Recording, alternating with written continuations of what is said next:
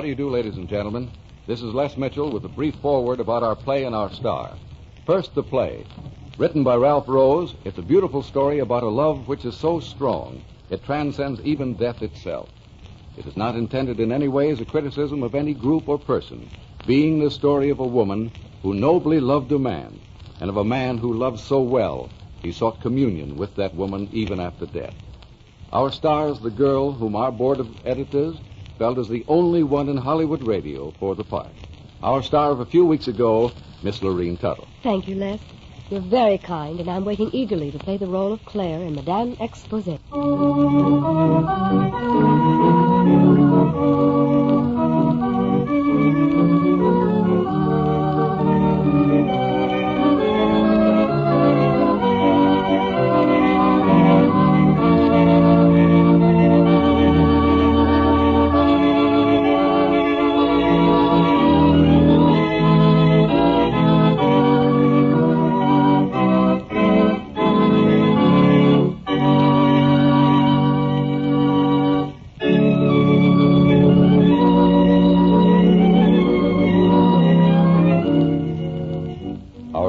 Begins in a provincial English music hall in the year 1910. A large gathering of matter-of-fact, prosaic Englishmen are witnessing a most outstanding performance by a woman magician, an escape artist, a creator of illusions that has all England wondering who she really is.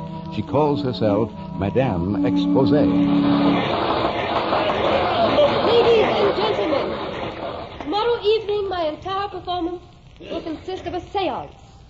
We shall delve into the so-called supernatural and conjure up the spirits of those long passed into the great beyond.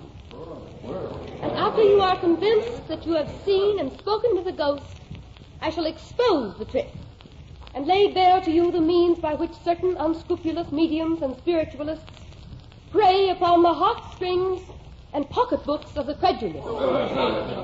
Now, I shall conclude this evening's entertainment with one of my most famous illusions.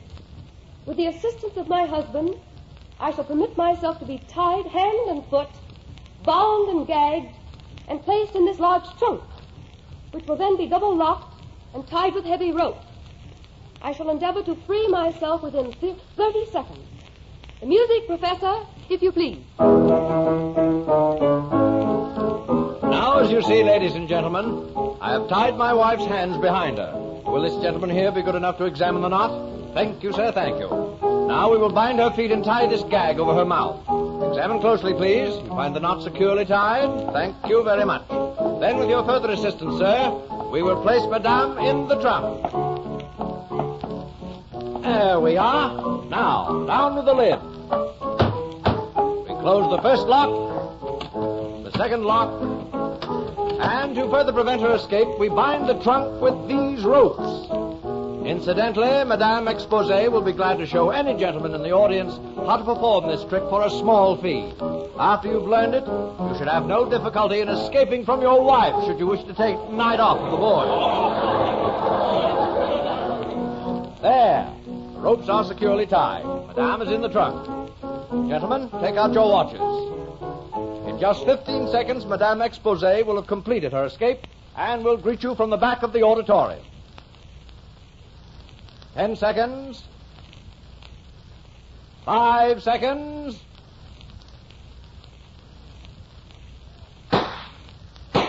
And there she is, Madame Exposé. Ladies and gentlemen, I thank you.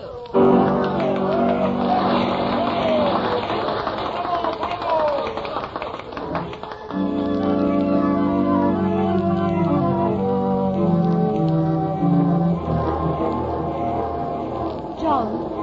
Yes, dear. Are you feeling any better? Oh, yes, much.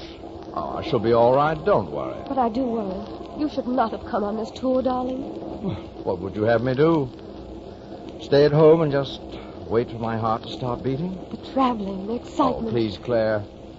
We both know I have only so long to live, and I want to spend every minute of it with you. But you might go on for years, darling, with the proper rest.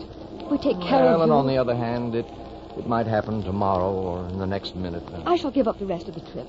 When we get to London... Now, you will do nothing of the kind. This is your work, and you'll be famous someday, not only in England, but all over the world. Perhaps in London we'll find a doctor who can help you. I'm afraid doctors can do nothing. Oh, come now. I'll not have you worry about me any longer. I shall always worry about you. I am your wife. Yes, but you are Madame Exposé. Forget you've dedicated your life to exposing those false mediums who prey on those who've lost their loved ones. It's a noble work. Someday a sane and enlightened people will thank you for what you're doing. Will they? Suppose I'm wrong. Wrong? Suppose it is possible to communicate with the spirit world. Oh, now, Claire. Oh, not in that way, of course. But suppose there was a way. Another way, a way which no one has thought of. You're not serious. No, I suppose not. If I'm not careful, I'll turn into a medium instead of an exposer of them. Such things are not for mortals to wonder about. Well, you said so yourself. Yes, I know. But don't you see, John?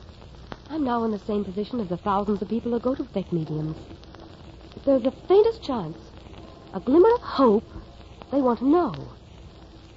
And after you're gone, my darling, I shall want to know.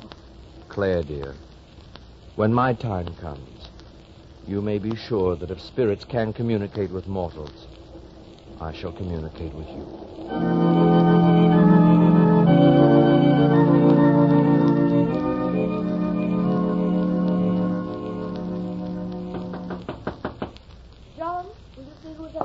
Oh, yes, of course, dear. How do you do? How do you do? Is this the apartment of Madame Exposé? It is. May I see her? Who's calling, please? My name is Crail, Creston Crail. Oh, won't you come in? Thank you. Now, sit down, sir. My wife will be here shortly. Your wife? Oh, yes. Then you must be the husband I have heard so much about. Indeed. I was under the impression that my wife was the famous member of the family. Perhaps, but I personally am more interested in you. How does one address you, sir? Mr. Exposé? My name is Layton, John Layton. Oh, then Madame Exposé is in reality Mrs. Layton. That's correct, but why should you be interested in me, Mr. Crail? It is common knowledge that Madame is married to a man who has a very weak heart. Oh. Oh, then you're a doctor, perhaps? No, Mr. Layton. I am not a doctor. So sorry to have kept you. Forgive the intrusion, Madame. I am Creston Crail. Well, what brings you to see me, Mr. Crail? I represent an organization, Madame, that is deeply concerned with an article purported to have been written by you, which appeared in a recent edition of the London Times. Oh, indeed. You are no doubt referring to my challenge to you and other members of your organization? Yes. You have, I believe, offered to give £1,000 to any medium whose spiritualistic endeavors you cannot duplicate by trickery. That is quite correct. Have you come to accept my offer? No, Madame. Those like myself who find that we are endowed with an unexplainable gift will not stoop to further your obvious desire for publicity. Well, now, see here, Dan, don't excite yourself. No, by all means, Mr. Layton, do not excite yourself. Your heart may not permit it. I am wondering, Madame, whether you will continue to feel the same way regarding our services to humanity after Mr. Layton is no longer with us. How dare you? Please, Madame, save your anger until you have heard me out. I came here only to make a counter-proposal. Well? I take it that you are in love with your husband, and knowing that he has a somewhat indefinite period left, that you will have the natural desire to be near him after he is gone. What if I have? I hope to convince you how wrong you have been about us by making that possible. Claire, this is insane. A moment, John, please. Well, go on. I should like your permission, and that of your husband, to become acquainted with him. To speak with him, learn his thoughts, his desires, probe into his soul. In this way, I shall become close to him. That will make contact easier afterward. Oh, indeed. You will also study his voice, paint his portrait, create a death mask, imitate his mannerisms. In short, Mr. Crail, you have the audacity to ask that my husband and I assist you in creating a fake manifestation of his spirit. Madame, Get out of here. Madame, I warn you. You warn me. You are dealing with things you do not understand. The Lord's wrath will be upon you. Get out! And in tomorrow's Times, I shall offer £2,000 if you can so much as make contact with my dead cat.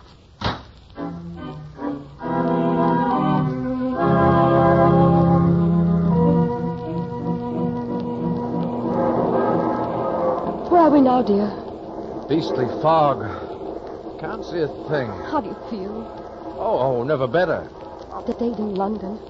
I could have hired another assistant for the tour. Yes, I know, dear, but somehow I seem to feel better when I'm working with you than just sitting about doing nothing. You do look better. We should be about there, shouldn't we? Yes, almost. I think the last stop was Corey. I can't be certain. The fog's thick as soup. Oh. Why are you so restless, dear? Is something wrong? I don't know, John. Just then I seemed to feel a premonition. Yes? It was as though... Are you quite all right, dear? Yes, quite. Oh, of course, it's that Crail person. It upset me more than I thought.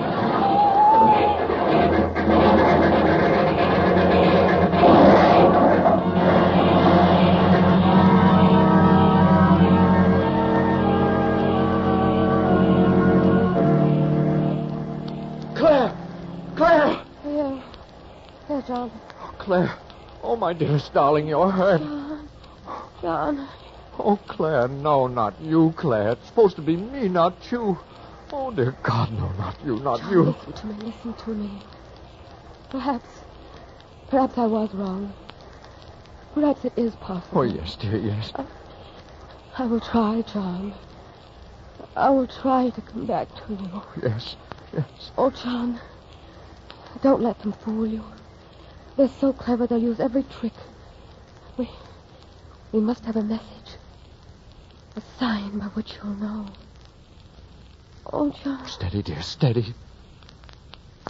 John. Yes? John, look. Look, the fog is lifting. It is, my darling. Of course. Don't you see? There's a great light. It's the sun. The fog is lifting. Oh, my Claire, my darling. John, that's it. That will be my message. John. Yes, dear? If I can come to you, I will say the fog is lifting. You hear? Yes, I hear. Don't forget. Remember, the fog is lifting. Claire. The fog is lifting. I won't forget, Claire. I won't forget.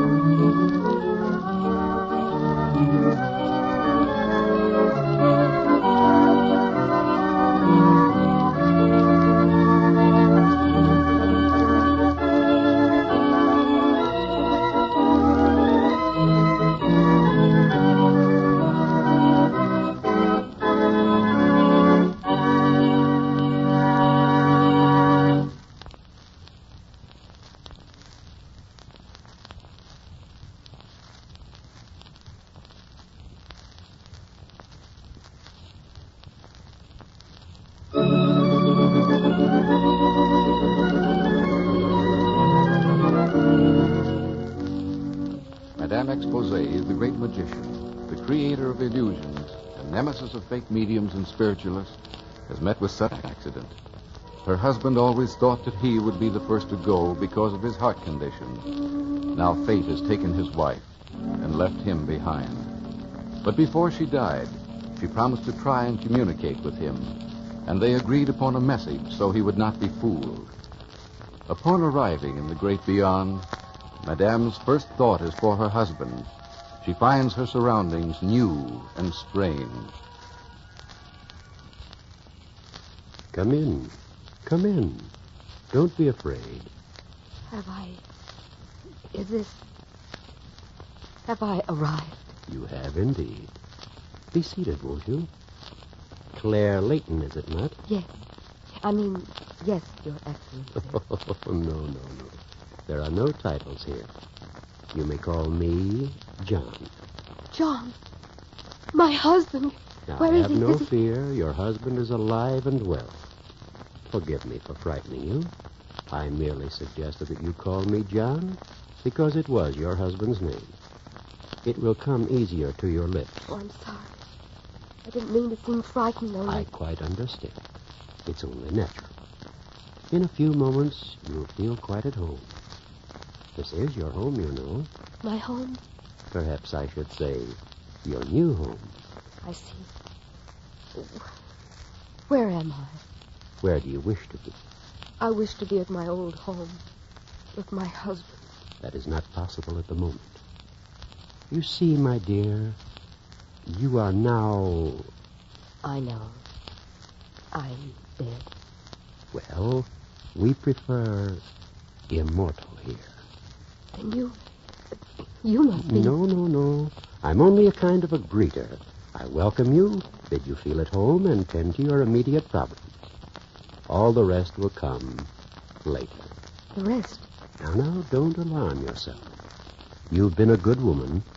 There is nothing to fear. And now, let us continue. Name, Claire Layton, known professionally as Madame Exposé. Most colorful. Most colorful. Age? 32. Quite. Was it necessary to take me? I mean, instead of John. He suffered so. He would have welcomed a release. His time will come. Your mortal life was over. There was nothing more to be done. Nothing more to be done. Well, I don't understand. Naturally. And that's a fine beginning. It is only those who do not understand who are permitted to remain here. Those who do not understand. But I Those who pretend to understand have no place here. Oh, I see. And now, if you've collected yourself, what may I do for you? Tell me. Is it possible to communicate with mortals? You are no doubt referring to your husband? Yes. Then the answer is yes, it is possible. Oh, how? That is a difficult question to answer. In fact, it cannot be answered by one person for another. You will learn your own how in due time. You see, so many things depend upon it. I'm sorry, but I Now, just... you do not understand, but you will. Cheer up. I promise you that you will. And now, if there's nothing further, I must beg you to excuse me. I have much to do. This way, please, Madame. Yes, of course. Thank you.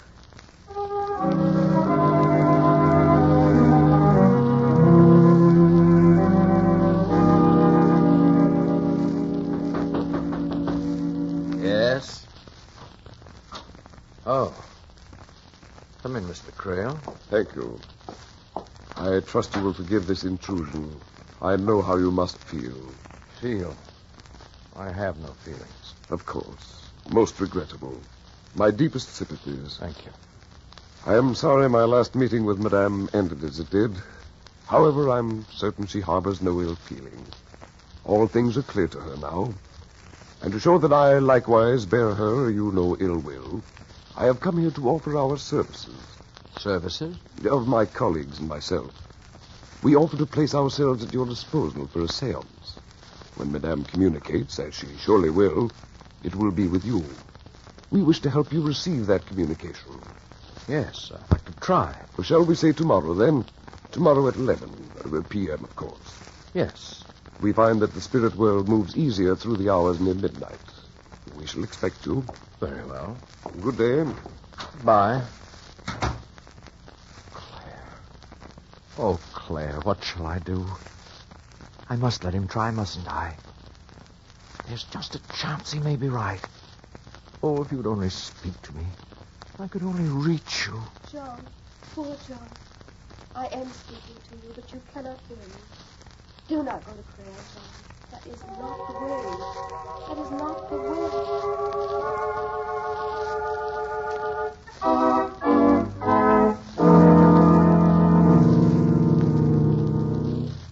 There. I believe we are quite prepared. Mr. Layton, if you will be seated over there. Yes, thank you.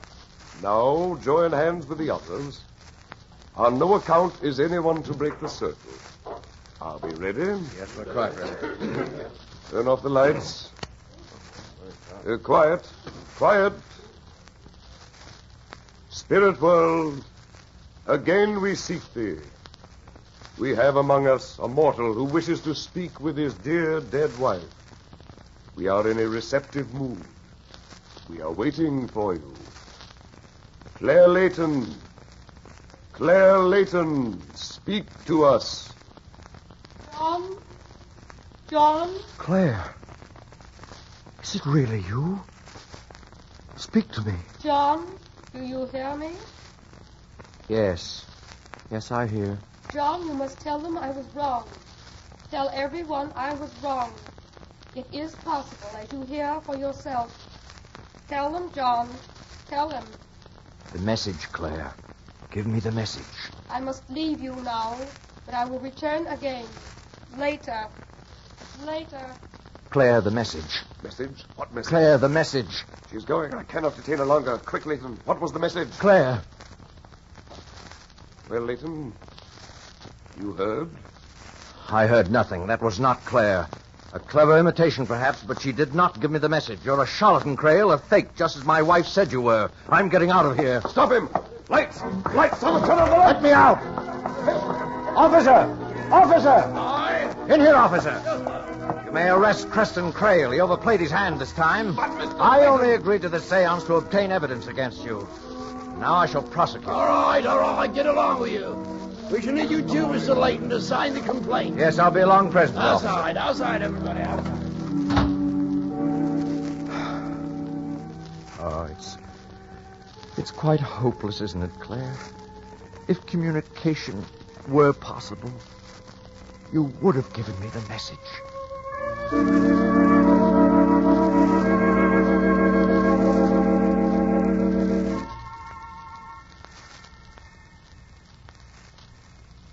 May I come in, sir?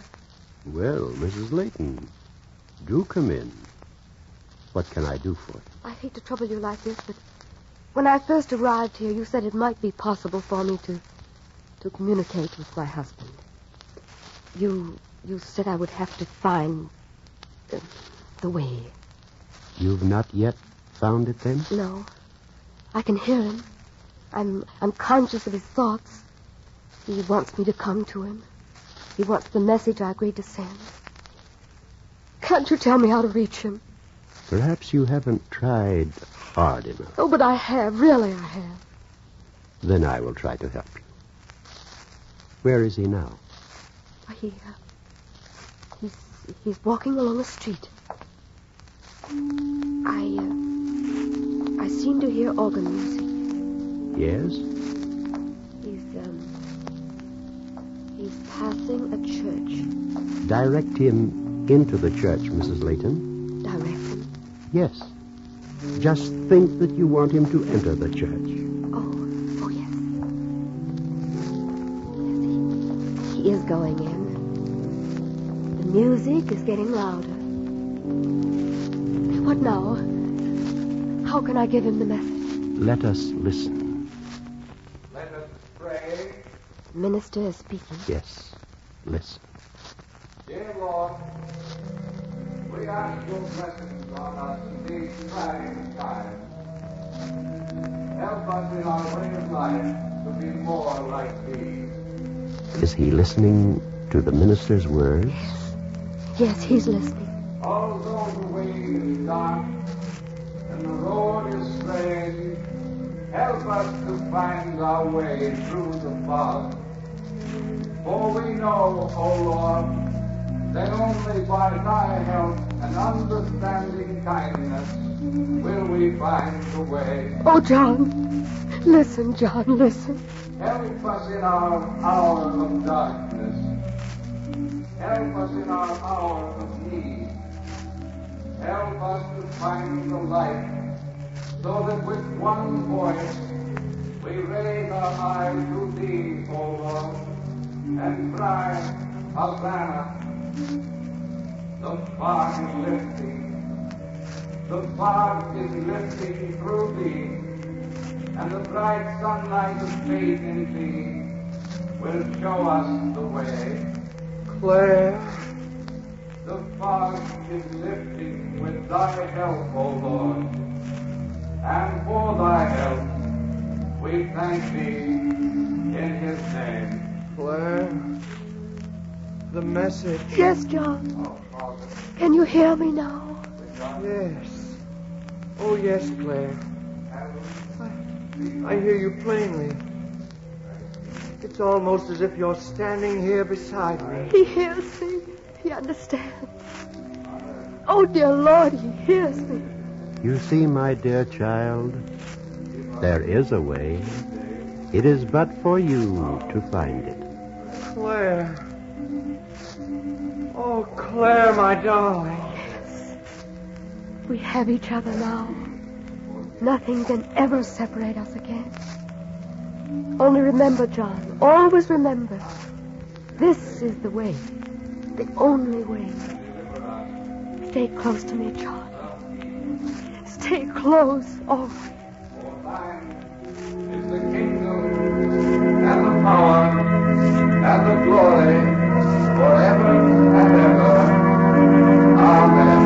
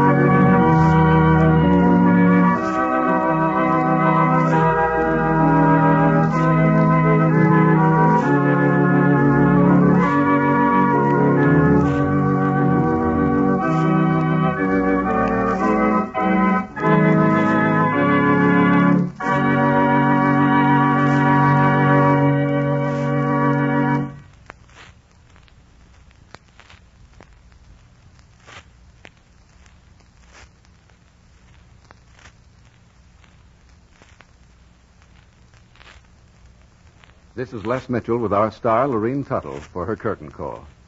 You were great as usual, Lorene. Oh, thank you for everything, Les. Your compliments and for the pleasure of playing the part. It's a lovely story, and I want to compliment Ralph for writing it. Well, he is so complimented. And for him, I'll say thank you. Which brings us to the question of next week's show. Who stars and what is the play? Well, next week, a sparkling comedy, The Lady and the Private, written by Ralph Rose again, and starring our exponent of light comedy, Kathy Lewis. Oh, wonderful. I know it'll be lots of fun. Well, certainly it will be, for you'll be with us and our cast of the top radio actors in Hollywood. And thanks again for another fine performance, Lorene Tuttle.